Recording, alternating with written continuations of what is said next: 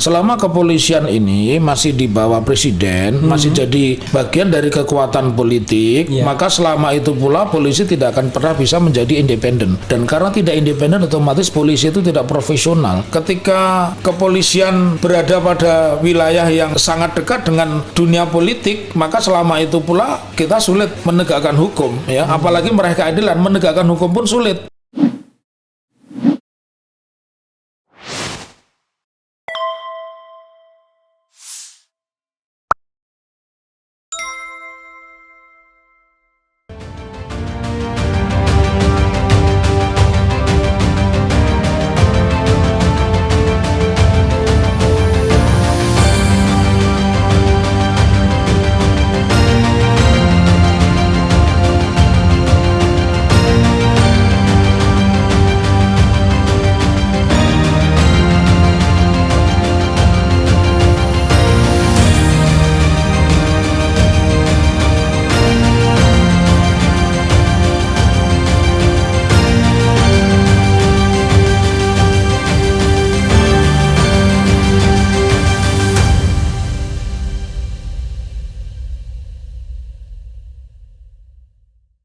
Jadi kalau saya melihat kenapa di dalam prakteknya seperti itu, karena hampir semua akademisi itu dalam kondisi sekarang ini tidak berani berbicara objektif. Kemudian tadi saya masih konsentrasi juga pengamatan saya kepada kepolisian. Selama kepolisian ini masih di bawah presiden, masih jadi bagian dari kekuatan politik, maka selama itu pula polisi tidak akan pernah bisa menjadi independen. Dan karena tidak independen, otomatis polisi itu tidak profesional. Jadi independen itu harus dimulai, polisi ini bekerja menurut standarnya, tidak ada tekanan, tidak ada pesanan dari kekuatan politik manapun. Waktu masih ada Pak Kiai-Kiai tadi kan kita bilang, hati-hati kan kita bicara menyentuh ormas tertentu, menjeruh partai tertentu.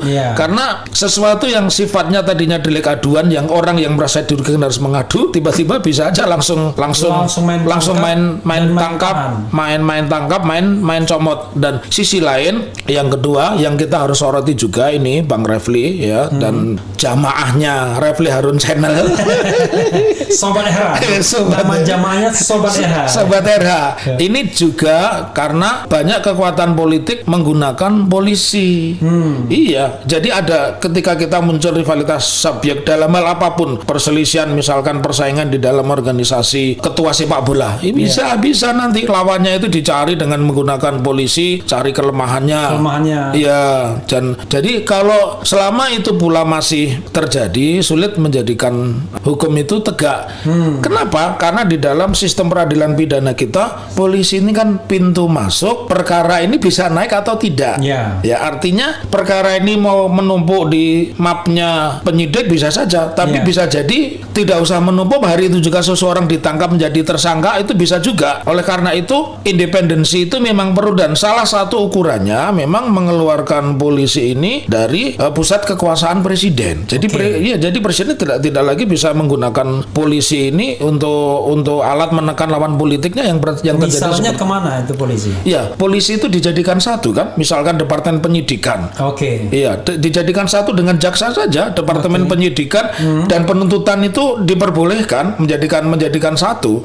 Iya, jadi polisi di jalan itu cuma dua, polisi lalu lintas, dan kalau polisi yang bawa senjata namanya squad crime. Jadi polisi memang harus dipisah, karena tugas polisi modern itu adalah memang melayani kepentingan masyarakat, menjaga ketertiban masyarakat dan melindungi masyarakat. Itu saja tugasnya, sebenarnya tiga itu saja. Kalau begitu relevansinya untuk polisi nasional masih ada, atau apa justru sebaiknya polisi itu ada nasionalnya yang sedikit, mungkin special crimes, dan polisi yang lainnya ya lokal? Iya, saya sepakat di dalam negara modern tuh polisi nasional itu, misalkan Amerika kan ada FBI. Nah, kita cuma satu, squad crime itu ada di tingkat pusat. Di daerah polisi menyesuaikan. Sebagai satu contoh ini Bang Refli, kalau pergi ke Bali kan ada operasi lalu lintas, tapi ketika mereka pakai baju adat pada saat upacara adat kan nggak ada yang ditangkap.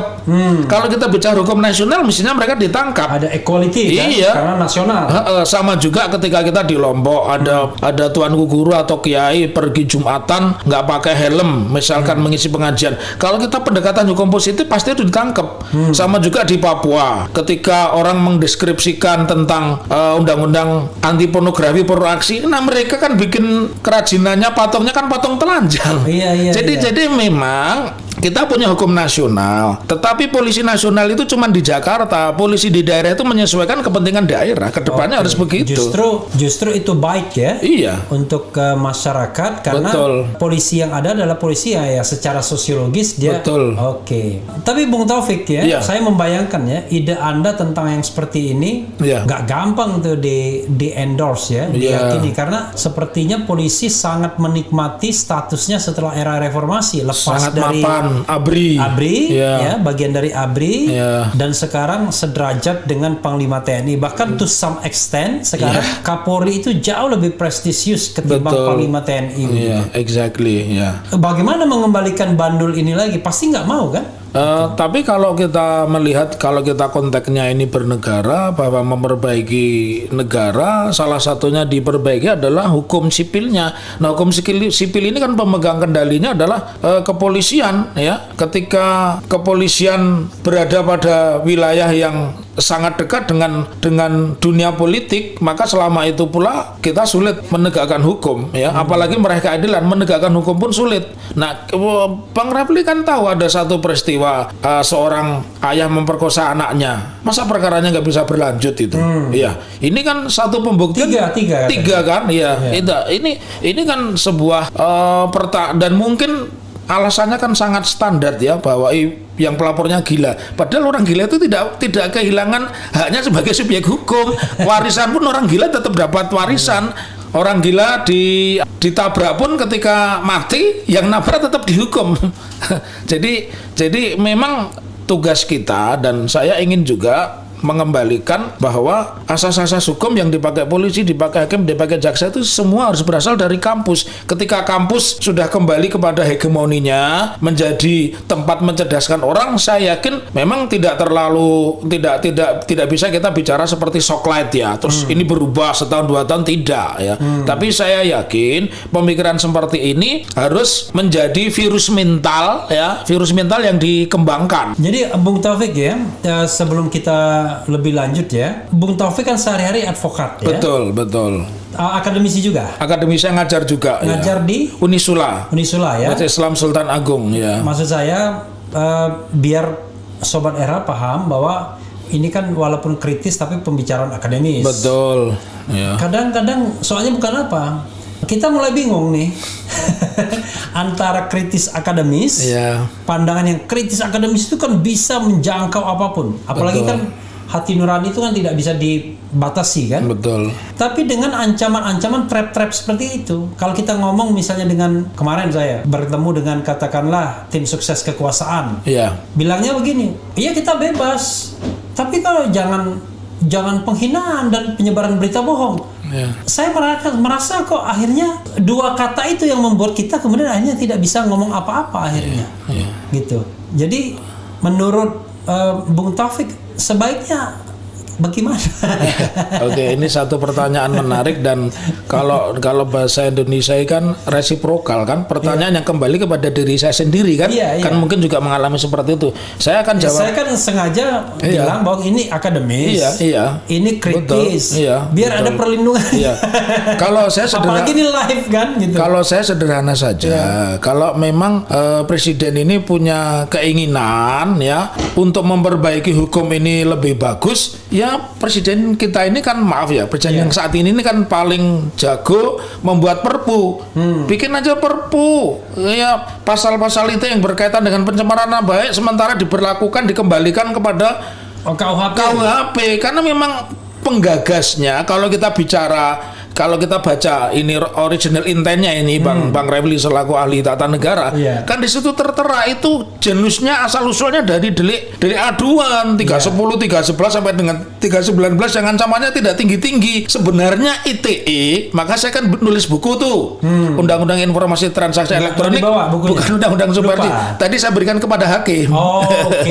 Yang diberikan kepada saya kaos ini. Jadi sebenarnya kalau mekanismenya itu kita kembalikan seperti itu, karena sangat gampang kan Presiden ini membuat perpu tentang COVID, penggunaan orang tidak bisa dituntut, korupsi tidak bisa ditunkan, tidak bisa digugat, perbuatan melawan hukum nyatanya bisa. Kenapa tidak? Ini karena sama seperti Bang Refli maupun saya, bahkan teman kita ini Bung Harsubono Arif. Iya, Harsubono Arif kan ditakut-takutin itu juga. Artinya ini mengkerdilkan, membatasi peluang akademisi atau siapapun warga negara ini mencoba bersikap kritis.